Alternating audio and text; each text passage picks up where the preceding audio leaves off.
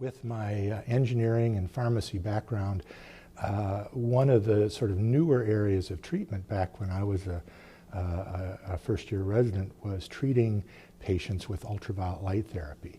And so the concept of using photons as a treatment and titrating them, thinking of light therapy as a drug, and figuring out what too much light does and too much ultraviolet light does and all the bad things it does, and what just the right amount does in terms of helping certain skin disorders and so on. And so it was a new area, and it sort of fit the background that I had.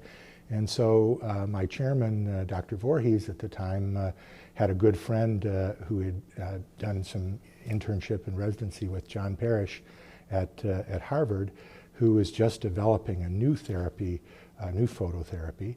And so I went there for a sort of a mini fellowship in the beginning of my residency, and then came back and sort of developed that area here at Michigan.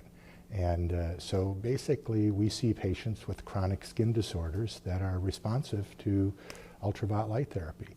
And we've developed various protocols and treatments to try to take someone who isn't responding to sort of standard outpatient treatment and are referred here by their family doctors or dermatologists with very recalcitrant or extensive disease, and we treat them and put them into remission. So it's a very fulfilling specialty because patients get better, and it's obvious to them when it's in the skin and they get better, they can see that they're better, and so we change their life. So we have lots of stories of people who come to us all kind of depressed and grumpy, and by the time they finish our program, it's like they have a new personality as well, because finally they've got something that actually works.